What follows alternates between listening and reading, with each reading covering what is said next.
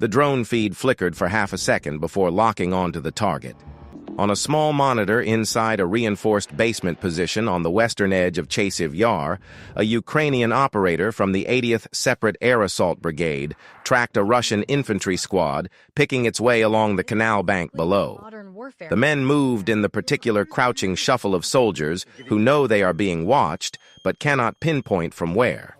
They were right to be afraid.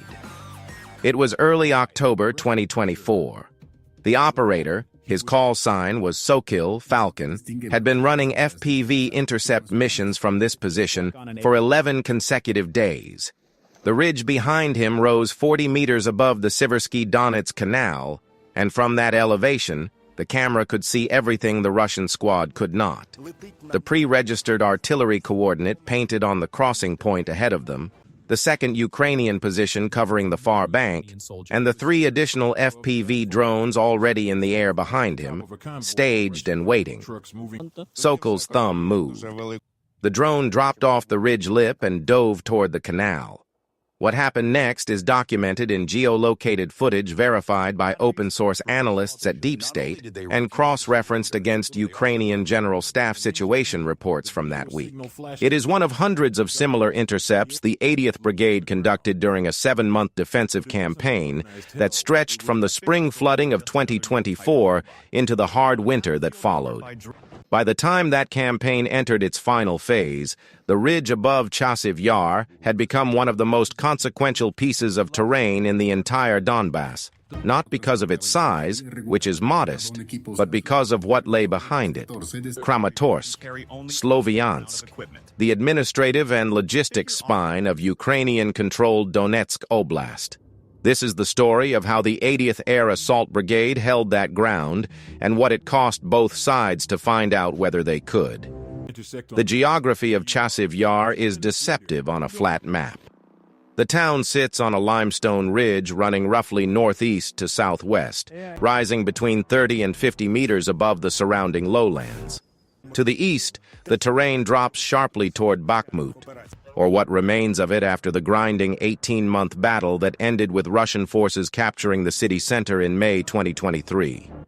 To the west, the ground falls away again toward Kramatorsk and Sloviansk, which together form the largest Ukrainian-controlled urban concentration in Donetsk Oblast, with a combined pre-war population exceeding 300,000 people. Between Bakhmut's ruins and the Chasiv Yar Ridge runs the Siverskyi Donets Canal, a man-made waterway roughly 40 meters wide at most crossing points, with reinforced concrete banks and limited crossing infrastructure.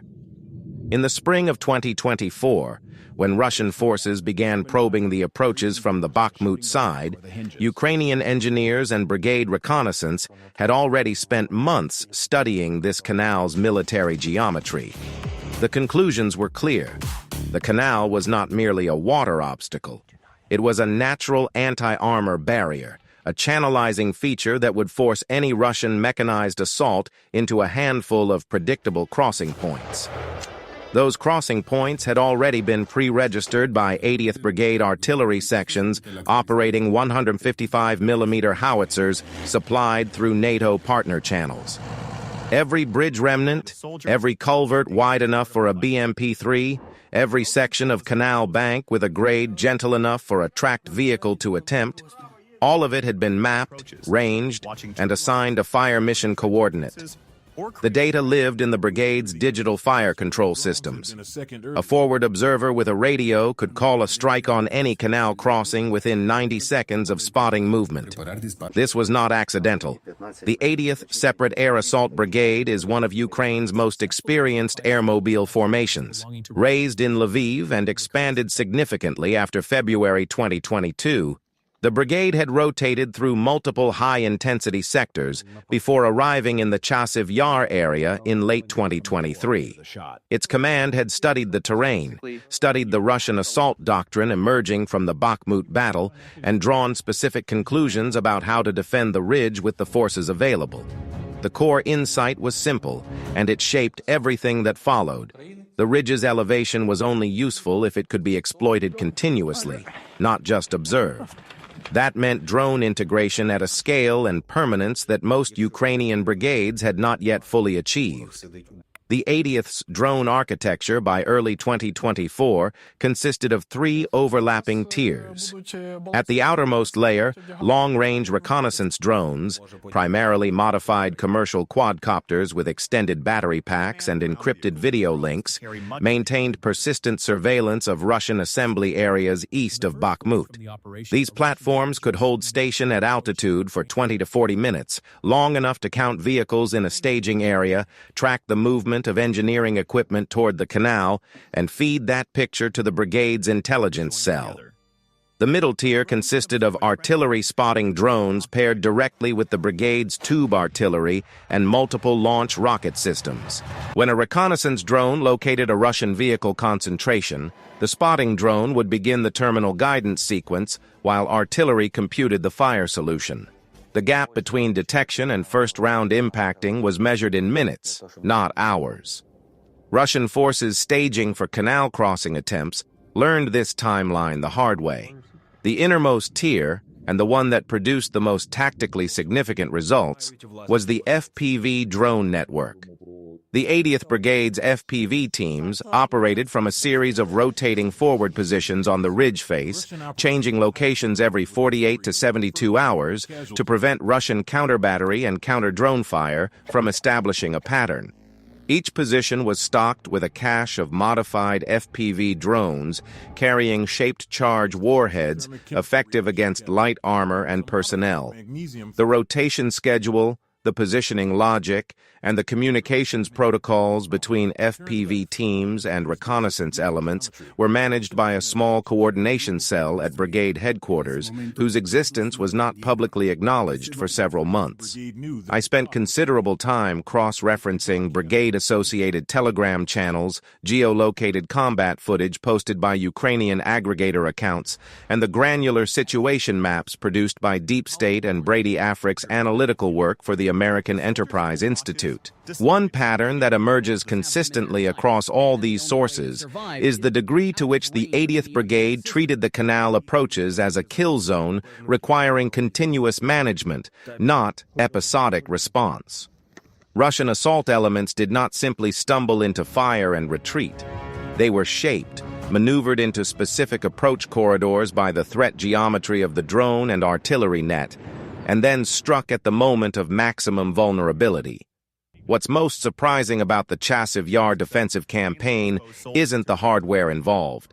Ukrainian brigades across Donetsk Oblast were operating similar drone architectures by mid-2024. What's surprising is the doctrinal coherence, the degree to which the 80th Command appears to have internalized elevation plus drones as a combined arms concept, rather than treating drone teams as a separate capability bolted onto a conventional defensive framework. The Russian operational approach to Chasiv Yar evolved through at least 3 distinct phases during the 7-month campaign, and understanding those phases requires understanding what Russian commanders believed they were facing at each stage. In the spring phase, roughly April through June 2024, Russian forces from the grouping operating out of Bakhmut attempted canal crossings primarily with small infantry detachments supported by armored vehicles. The tactical assumption appeared to be that Ukrainian defenses on the ridge were thinly held, that the terrain advantage could be overcome with sufficient manpower pressure, and that the canal was a manageable obstacle for engineer bridging units. This assumption was wrong on all 3 counts, and open-source loss data from the Oryx project's vehicle destruction tracking reflects the cost of that miscalculation. Between April and June 2024, Oryx confirmed Russian vehicle losses in the Chasiv Yar sector, meaning losses documented with photographic evidence geolocated to the area, included multiple BMP series infantry fighting vehicles destroyed at or near canal crossing points, at least 2 T-72B3 tanks documented as destroyed on the eastern approaches, and a collection of MTLB armored personnel carriers and logistics vehicles hit during approach movements. The visual record of this period shows a recurring pattern. vehicles moving in small packets toward the canal, then struck by what the explosion signature indicates are shape-charge FPV munitions, often in the final 100 meters before reaching the water. The canal crossing points themselves became littered with vehicle debris that served a secondary tactical function.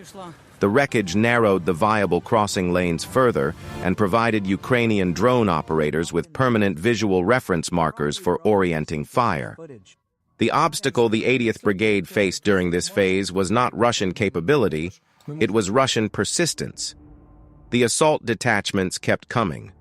A forward position on the northern ridge face that drone footage suggests was manned by a 4 to 6 person FPV team was struck by Russian artillery fire in early May 2024, forcing temporary evacuation. Brigade engineers spent 36 hours preparing an alternate position 200 meters to the south before the team could resume operations. During that window, Russian infantry made their deepest penetration of the spring phase, advancing to within 80 meters of the canal's west bank at one point before Ukrainian artillery from pre-registered coordinates stopped the movement.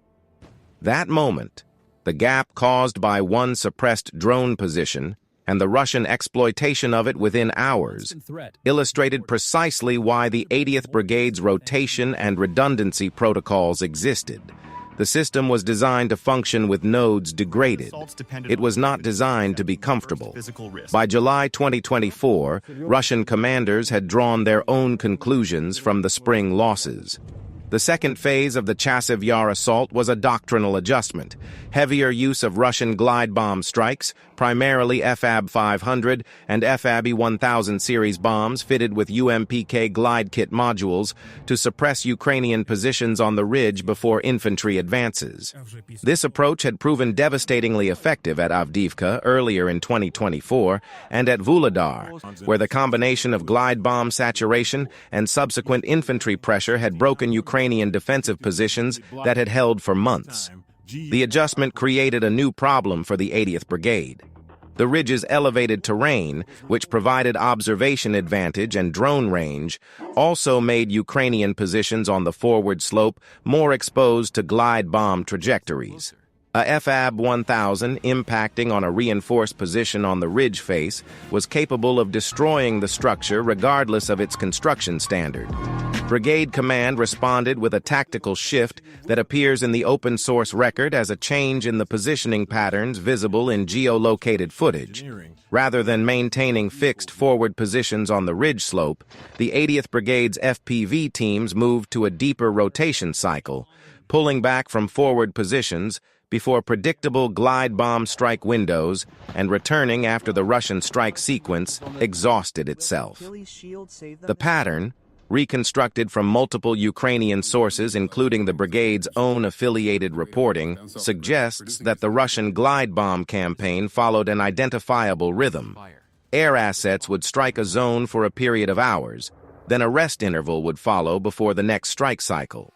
Ukrainian teams learned to move through the forward positions during rest intervals, conduct their drone operations during the window available, and displace before the next cycle initiated. This is documented behavior, not inference. Ukrainian drone operators described this rhythm explicitly in several interviews conducted with Ukrainian media between July and September 2024. Here's what this tells us about the character of the Chasiv Yar battle. This was not a conventional defensive action where one side held a line and the other attacked it.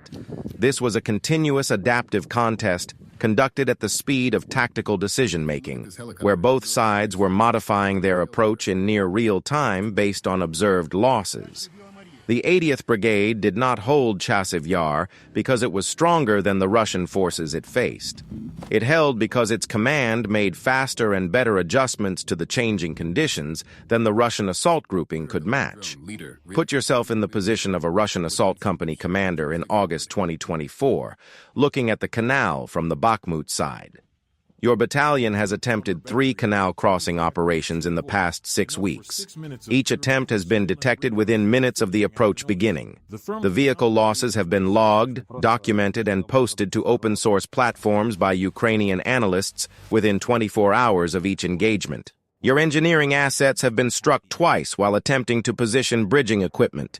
The infantry that reached the far bank in the June attempt was destroyed before it could consolidate. And you are now being told that the glide bomb strikes that were supposed to suppress the Ukrainian positions on the ridge have not, in fact, suppressed the drone teams that keep seeing your every movement.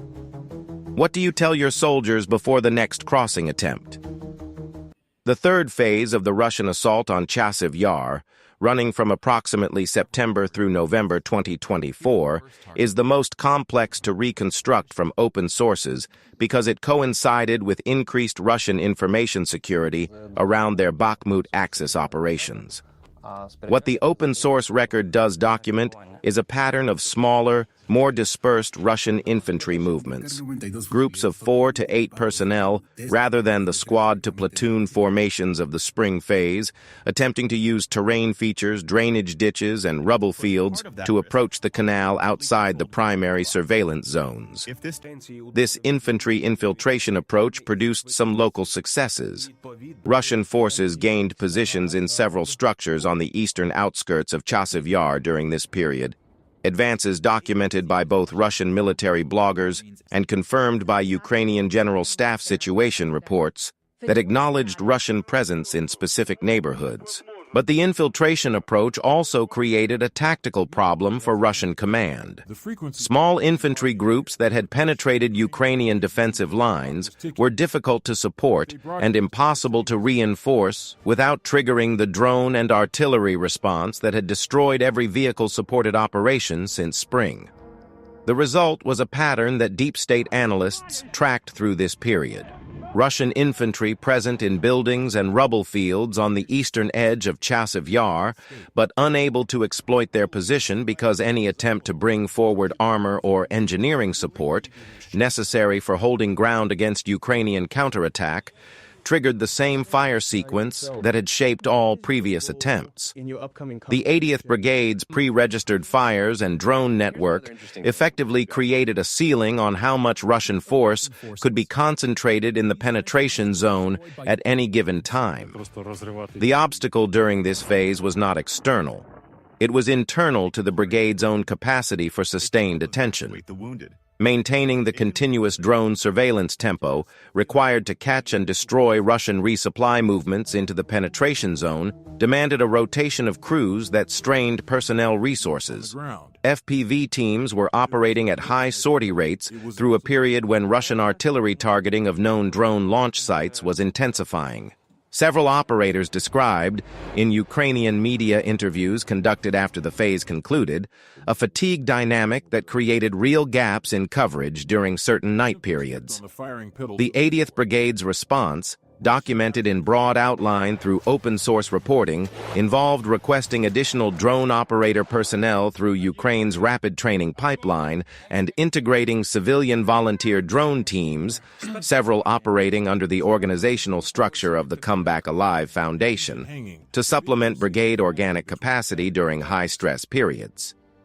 This civil-military integration is one of the distinctive features of Ukrainian defensive practice in 2024 that deserves more attention than it typically receives in Western analysis. The real question isn't whether the 80th Brigade was elite enough to hold this ground.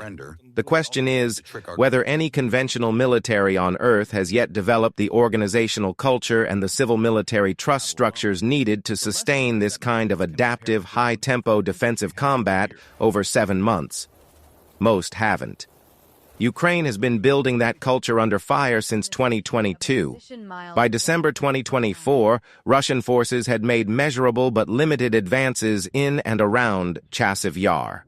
Open-source mapping by Deep State and corroborating analysis from the Institute for the Study of War showed Russian control of portions of the Canal District, the eastern section of the town adjacent to the canal itself, while Ukrainian forces maintained control of the ridge proper and the western neighborhoods. The battle had not ended, but the character of the 7-month campaign had established a baseline. Russian assault detachments had repeatedly ground themselves against the canal line and the ridge defense. The Oryx documented vehicle losses in the broader Bakhmut-Chasiv Yar axis through this period include, by conservative open-source count, more than 60 armored vehicles of various types confirmed destroyed with photographic evidence, including at least 9 T-series main battle tanks. The actual loss figure, accounting for vehicles destroyed whose wreckage was not photographically documented, is assessed by Ukrainian military sources to be significantly higher, with one Ukrainian General Staff briefing cited in Ukrainian media placing the vehicle loss figure for Russian units attacking the Chasiv Yar sector through the campaign period at over 100 armored and mechanized vehicles. Personnel losses on the Russian side are harder to document with the same precision that Oryx provides for equipment. Ukrainian military sources reported consistently high Russian casualty rates in the assault formations.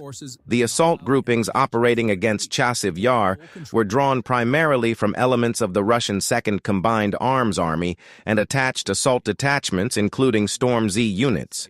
But independent verification of personnel figures is not possible from open sources. What can be said with confidence is that the assault detachments that attacked the canal line in April 2024 were not the same units in December 2024. The rotation cycle and the attrition pattern both suggest that the units committed to these operations suffered losses significant enough to require repeated reconstitution. On the Ukrainian side, the 80th Brigade paid its own price. The brigade does not publish casualty data, and Ukrainian operational security practices prevent independent verification of personnel losses. Equipment losses documented in the open-source record for Ukrainian forces in this sector include several destroyed armored vehicles, a small number relative to the Russian losses, consistent with the defensive positional advantage the ridge provided. The loss of drone equipment was continuous and significant. FPV drones are by design expendable, and the brigade's consumption rate through the 7-month campaign represents a logistic investment measured in the hundreds of airframes per month at minimum. One detail that struck me in reviewing the accumulated drone footage from this period is the sheer volume of material. Hundreds of individual engagement clips, many of them mundane from a tactical standpoint, but collectively forming a visual archive of the campaign's operational texture. A researcher could spend weeks in that footage. The industrialization of this kind of documentation, the routine production of combat video as both an operational record and a public communication tool, is something no previous war has produced at this scale, and it is changing how we understand what actually happens at the tactical level in ways that post-war analysis will still be working through decades from now. The broader question goes beyond any single brigade or any single ridge.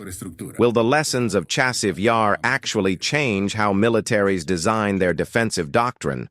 Or will institutional inertia mean the next army facing a similar situation has to learn it all over again from scratch? Comment what you think. This one doesn't have an obvious answer, and we read every response. The strategic significance of what the 80th Brigade accomplished at Chasiv Yar is best understood by considering what a different outcome would have meant. A Russian breakthrough at the canal line in, say, June 2024, exploiting the window created by the suppressed drone position, pushing armor across the canal before Ukrainian artillery could re-establish effectiveness, would have put Russian mechanized forces on the ridge itself.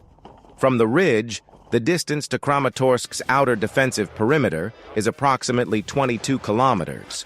The road network connecting Chasiv Yar to Kramatorsk is the same network that carries Ukrainian logistics, reinforcement movements, and civilian evacuation traffic for the entire northeastern Donetsk sector. A Russian armored penetration from that ridge would not automatically have reached Kramatorsk.